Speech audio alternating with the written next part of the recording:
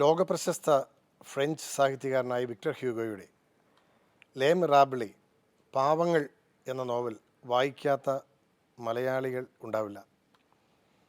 എൻ്റെ ബാല്യകാലത്തിൽ ഒരുപക്ഷെ ഞാൻ ആദ്യത്തെ എൻ്റെ വായനാനുഭവത്തിന് ഏറ്റവും കൂടുതൽ ചൂരും നൽകിയ വലിയ ഒരു സങ്കല്പമായിരുന്നു പാവങ്ങളിലെ ജീൻ വാൽജിൻ ഷാങ് വാൽ ഷാങ് എന്ന കഥാപാത്രം. ഈ ജീൻ വാൽജിൻ ആരായിരുന്നു എന്ന് നമുക്കെല്ലാവർക്കും അറിയാം. തൻ്റെ സഹോദരന് വേണ്ടി ഒരു റൊട്ടി മോഷ്ടിച്ചതിന് ദീർഘനാൾ ജയിലിൽ കിടക്കേണ്ടി വന്ന ഒരു പാവപ്പെട്ട കുറ്റവാളിയായിരുന്നു അദ്ദേഹം മെത്രാസന മന്ദിരത്തിൽ നിന്നും വിളക്കുകാലുകൾ മോഷ്ടിച്ച് പിടിക്കപ്പെടുന്ന സമയത്ത് മെത്രാൻ അദ്ദേഹത്തോട് ക്ഷമിക്കുകയാണ്. അങ്ങനെ ക്ഷമിച്ച വഴികളിൽ മാരിയൂസ് എന്ന കഥാപാത്രം ജീൻ വാൽജിനോട് ചോദിക്കുകയാണ്, താങ്കൾ എന്തിനാണ് താങ്കളുടെ കുറ്റം ഏറ്റുപറയുന്നത്? താങ്കളെ ആരും തിരിച്ചറിയുന്നില്ലല്ലോ, പിന്നെന്തിനാണ് താങ്കൾ സ്വയം പിടികൊടുക്കുന്നത്? അപ്പോൾ ജീൻ വാൽജിൻ പറയുന്ന വളരെ ശ്രദ്ധേയമായ ഒരു മറുപടിയുണ്ട്. അദ്ദേഹം പറയുകയാണ്, എന്നെ ഒരാൾക്കും തിരിച്ചറിയാനാവില്ല. എൻ്റെ പേരിൽ ഇപ്പോൾ ഒരു കേസുമില്ല, എന്നെ ആരും പിടിക്കുകയുമില്ല. പക്ഷേ എന്നെ ഒരാൾ കണ്ടെത്തിയിരിക്കുന്നു. അയാൾ എന്നെ പിടിച്ച് തള്ളുന്നു. ആരാണ് അയാൾ? അയാൾ ഞാൻ തന്നെയാണ്. എൻ്റെ മനസാക്ഷിയാണ്. എൻ്റെ മനസാക്ഷി എന്നെ കുറ്റപ്പെടുത്തുകയാണ്. എൻ്റെ മനസാക്ഷി എന്നെ പിടിച്ച് തള്ളുകയാണ്. സത്യം തുറന്നു പറയുവാൻ നിഷ്കളങ്കനായ നന്മ നിറഞ്ഞ ആ മെത്രാനച്ഛൻ്റെ മുമ്പിൽ എല്ലാം തുറന്നു പറഞ്ഞ് അനുദപിക്കുവാൻ എൻ്റെ മനസാക്ഷി എന്നെ പിടിച്ച് തള്ളുകയാണ്. ഈ ഒരു മനസാക്ഷിയുടെ തള്ളൽ ഒരുപക്ഷെ ജീൻ വാൽജിന് മാത്രമായി വിക്ടർ ഹ്യൂഗോ കാത്തുവച്ചതായിരിക്കില്ല. ഇത് എന്തുകൊണ്ട് ലോക സാഹിത്യത്തിൽ ഏറ്റവും മികച്ച കൃതികളിൽ ഒന്നായി കരുതപ്പെടുന്നു എന്നതിനെക്കുറിച്ച് ചിന്തിക്കുമ്പോൾ ഇത് ഏതൊരു മനുഷ്യൻ്റെയും സ്വാഭാവികമായ മാനസിക അവസ്ഥയാണ് എന്ന് നമ്മൾ തിരിച്ചറിയുകയാണ്. ദൈവത്തിലേക്ക്, നന്മയിലേക്ക് തിരിച്ചു വരുവാൻ നമ്മെ എല്ലാവരെയും പ്രേരിപ്പിക്കുന്ന നമ്മുടെ മനസാക്ഷിയുടെ സ്വരത്തെ അവഗണിക്കുവാൻ നമുക്കാവില്ല. ഒരുപക്ഷെ നന്മ നിറഞ്ഞ ഒരു പ്രേരണയാവാം അത്തരത്തിലുള്ളൊരു ഏറ്റുപറച്ചിലിന് നമ്മളെ പ്രേരിപ്പിക്കുക. അതല്ലെങ്കിൽ ഒരു സംഗീതത്തിൻ്റെ ആസ്വാദനമാവാം. ഒരു പാട്ടിലെ വരികൾ, അതിലെ ഒട്ടേറെ വരികളുണ്ടെങ്കിലും ഏതെങ്കിലും ഒരു വരികൾ അത് നമ്മളെ വല്ലാതെ പിടിച്ചു കുലുക്കിയേക്കാം. ഇത്തരത്തിൽ ഇന്ന് കാവ്യാമൃതത്തിൻ്റെ ഈ പുതിയ എപ്പിസോഡിൽ നമ്മൾ കേൾക്കുന്ന ഗാനങ്ങൾ നമ്മുടെ മനസാക്ഷിയെ തൊട്ടുണർത്തുകയും ദൈവത്തിലേക്ക്, നന്മയിലേക്കും സ്നേഹത്തിലേക്കും സത്യത്തിലേക്കും നമ്മളെ നിരന്തരം കൈപിടിച്ചു നടത്തുകയും ചെയ്യട്ടെ എന്ന് ആശംസിച്ചുകൊണ്ട് കാവ്യാമൃതത്തിൻ്റെ ഈ പുതിയ എപ്പിസോഡിലേക്ക് ഏവർക്കും ഹാർദമായ സ്വാഗതം.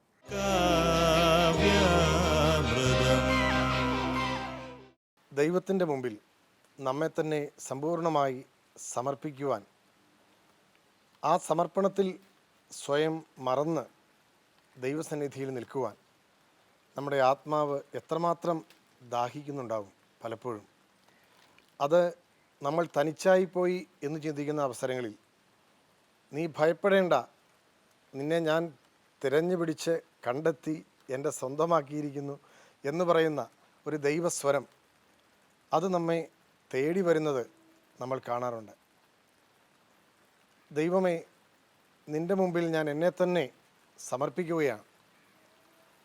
ദേവാ, നിൻ്റെ മുമ്പിൽ ഞാൻ എൻ്റെ വേദനകളും യാതനകളും ഏറ്റുപറയുകയും നിനക്ക് സമർപ്പിക്കുകയും ചെയ്യുന്നു എന്ന് പാടി പ്രാർത്ഥിക്കുന്ന ആരുടെ മുമ്പിലും ഈ ഒരു വരപ്രസാദമായി ദൈവത്തിൻ്റെ കരുതലും സ്നേഹവും ഒഴുകി വരികയാണ്.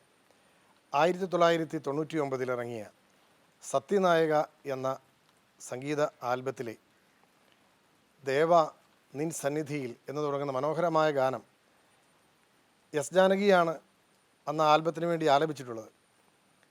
എന്നാൽ ഇപ്പോൾ നമുക്ക് വേണ്ടി യുവഗായിക മെറിൻ മനോഹരമായി ആലപിക്കുന്ന ഈ ഒരു ആത്മസമർപ്പണത്തിൻ്റെ ഗാനം, അത് ശ്രദ്ധാപൂർവം കേൾക്കുമ്പോൾ ആ കേൾക്കുന്ന ആരിലും ആ ഒരു ദൈവികമായ അനുഭവത്തിൻ്റെ ഓർമ്മകൾ ഉണരുകയായി. ദൈവമാണ് എന്നെ കൈപിടിച്ച് നടത്തുന്നത്, അവിടുന്ന് എന്നെ ഒരിക്കലും ഉപേക്ഷിക്കില്ല, സമ്പൂർണ്ണമായി തമ്പുരാന് വിട്ടുകൊടുക്കുക എന്നുള്ള വലിയൊരു ദർശനമാണ് ഈ ഗാനം നമുക്ക് നൽകുക. മനോഹരമായ ഈ ഗാനം നമുക്ക് കേൾക്കാം. ദൈവം നമ്മെ അനുഗ്രഹിക്കട്ടെ.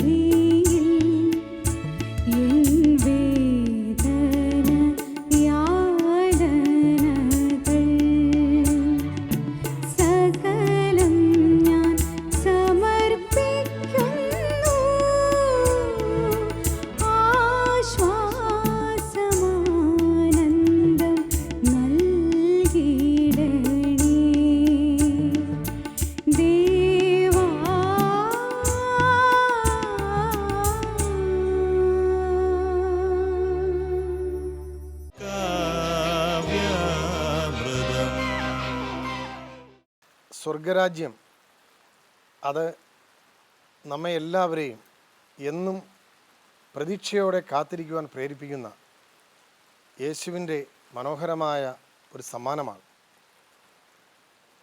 യെരുശലേമിലെ സ്വർഗദൂത, എന്നാണ് നീ ഇനി വരുന്നത്? നിൻ്റെ പുതിയ സ്വർഗരാജ്യം നീ എന്നാണ് സ്ഥാപിക്കുന്നത് എന്നുള്ളൊരു പ്രാർത്ഥനയിൽ മെഴുകുതിരികളുമായി കത്തിച്ചു വെച്ച് പ്രാർത്ഥനാ മന്ത്രങ്ങൾ ഉരുവിട്ടുകൊണ്ടിരിക്കുന്ന ഏതൊരു ഭക്തൻ്റെയും മനോഹരമായൊരു മനസ്സ് 1973 ഇറങ്ങിയ ചുക്ക് എന്ന സിനിമയ്ക്ക് വേണ്ടി വയലാർ ദേവരാജൻ ഒരുക്കിയ മനോഹരമായൊരു ഗാനത്തിലുണ്ട്. വയലാർ എഴുതി ദേവരാജൻ മാഷ് ഈണമിട്ട അതിമനോഹരമായ ഒട്ടനവധി ഗാനങ്ങൾ മലയാള സിനിമയ്ക്ക് മാത്രമല്ല ക്രൈസ്തവ ഭക്തിശാഖയ്ക്കും എന്നും വലിയ കരുത്താണ്. വയലാറിൻ്റെ ഗാനങ്ങളിൽ എന്നും പ്രകൃതിയും പ്രകൃതി വർണ്ണനകളും കാറ്റും മഴച്ചാർത്തുകളുമുണ്ട്. ഇങ്ങനെ ഊർന്നൂർന്നു വീഴുന്ന ഈ മഴനീർക്കണങ്ങൾക്ക് മുമ്പിൽ നിന്നുകൊണ്ട് വയലാറിൻ്റെ അതിമനോഹരമായ ഒരു ഗാനമാണ് നമ്മൾ കേൾക്കുവാൻ പോവുക. മഴയുടെ സ്വരം അത് വയലാറിനെ ഏറെ ആകർഷിച്ചിരുന്നതാണ്. ദേവരാജൻ്റെ വരികൾക്ക് മഴത്തുള്ളികളുടെ മഴച്ചാർത്തിൻ്റെ താളമുണ്ടായിരുന്നു എന്ന് നമുക്കറിയാം. ഈയൊരു മഴച്ചാർത്തിൽ നിന്നുകൊണ്ട് യെരുശലേമിലെ സ്വർഗദൂത എന്ന് പാടിയ വയലാറിനെ നമ്മൾ ഓർമ്മിക്കുകയാണ്. അതിമനോഹരമായ ഈയൊരു ഗാനം കേൾക്കുമ്പോൾ സ്വർഗരാജ്യത്തിൽ ഞങ്ങൾ ഒരുമിച്ച് ചേർന്ന് നിൻ്റെ രാജ്യത്തെ പ്രതീക്ഷിച്ചുകൊണ്ട് നിൽക്കുമ്പോൾ അവരാരൊക്കെയാണ്? അവർ നിന്ദിതരും പീഡിതരും പാപികളും എല്ലാം ഞങ്ങൾ തന്നെയാണ്. അവിടെ പീലാത്തോസില്ല, യഹൂദരില്ല, കാൽവരിയിൽ ഉയർന്നു പൊങ്ങിയ കൽക്കുരിശില്ല. നിൻ്റെ രാജ്യത്തിൽ ഞങ്ങൾ മാത്രം നിന്നെ കാത്തിരിക്കുകയാണ്. ഞങ്ങൾ പീഡിതരാണ്, ഞങ്ങൾ രോഗികളാണ്. നിൻ്റെ അനുഗ്രഹത്തിൻ്റെ ഈ മഴച്ചാർത്തുകൾക്കിടയിൽ നിന്നുകൊണ്ട് ഞങ്ങൾ പ്രാർത്ഥിക്കുകയാണ്, ഞങ്ങൾ കാത്തിരിക്കുകയാണ്. യെരുശലേമിലെ സ്വർഗദൂത, നിൻ്റെ രാജ്യം വരയണമേ. മനോഹരമായ ഈ ഗാനം നമുക്ക് വേണ്ടി ആലപിക്കുന്നത് സെലിൻ.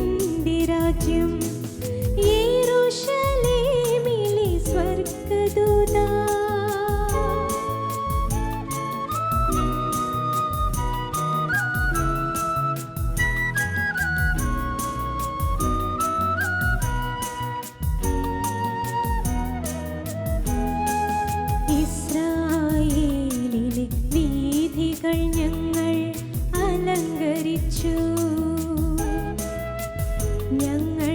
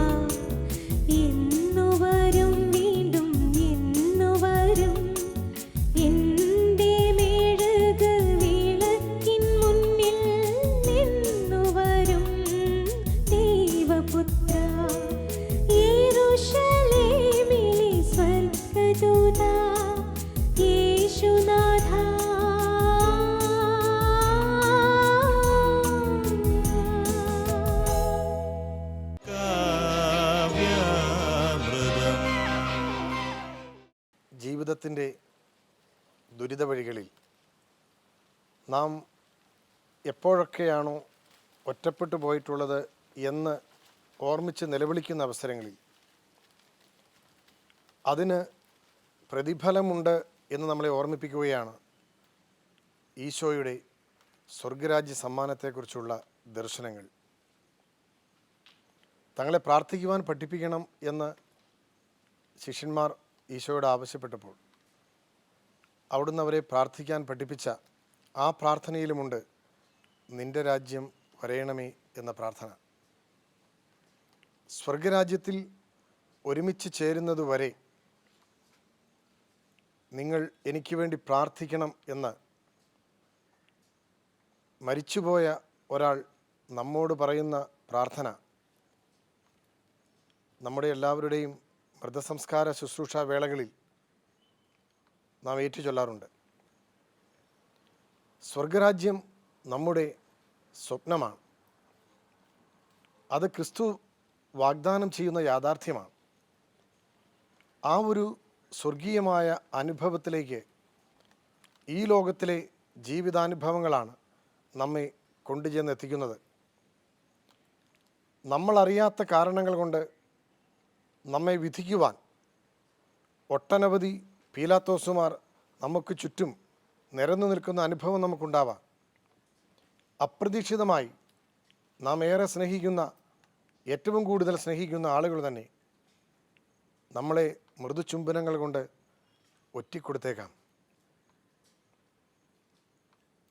ആ ഒരു കാഴ്ചകളിൽ ഈ ലോകത്തിൽ ജീവിതത്തിൽ പ്രതീക്ഷയറ്റ് തകർന്നു പോകുന്നവരോടാണ് ഈശോ പറയുന്നത്, സ്വർഗരാജ്യം നിനക്കുള്ളതാണ്. നിന്നെ പീഡിപ്പിക്കുന്ന, നിന്നെ ദ്രോഹിക്കുന്ന, നിനക്കെതിരെ ദൂഷണം പറയുന്ന ആളുകൾക്ക് വേണ്ടി നീ പ്രാർത്ഥിക്കുക. കാരണം സ്വർഗരാജ്യത്തിൽ നിനക്ക് ഒരിടമുണ്ട്. അവിടെ നിന്ദിതരും പീഡിതരും രോഗികളും പാപികളുമുണ്ട്. അത്തരത്തിൽ സ്വർഗീയമായൊരു ദർശനം നമുക്ക് നൽകുവാൻ ഒരുപക്ഷെ നമ്മളിപ്പോൾ ഈ എപ്പിസോഡിൽ കേട്ട 2 ഗാനങ്ങളും നമ്മളെ സഹായിച്ചിട്ടുണ്ട്. നമ്മുടെ എല്ലാവരുടെയും ജീവിത വഴികളെ സ്വർഗീയമായ ലക്ഷ്യത്തിലേക്ക് തിരിച്ചു വയ്ക്കുവാൻ ഈ ഗാനങ്ങൾ നമ്മെ സഹായിക്കുന്നുവെങ്കിൽ തീർച്ചയായിട്ടും അത് ദൈവസ്തുതികളാണ്. നമ്മുടെ ജീവിതാനുഭവങ്ങളിലൂടെ പാഠങ്ങൾ പഠിച്ചുകൊണ്ട് സ്വർഗത്തെ ലക്ഷ്യമാക്കി മുന്നോട്ട് പോകുവാൻ ഈ ഗാനധാര ഇനിയും നമ്മെ സഹായിക്കും എന്ന് പ്രതീക്ഷിച്ചുകൊണ്ടും കാവ്യാമൃതത്തിലെ ഈ എപ്പിസോഡ് ആസ്വദിച്ച നിങ്ങൾക്കെല്ലാവർക്കും ദൈവാനുഗ്രഹം സമൃദ്ധമായി ഉണ്ടാകട്ടെ. സ്വർഗീയമായ അനുഭവം ഈ ലോകത്ത് തന്നെ നിങ്ങളെ തേടിയെത്തട്ടെ എന്ന് പ്രാർത്ഥിച്ചുകൊണ്ടും ഏവർക്കും നന്ദി.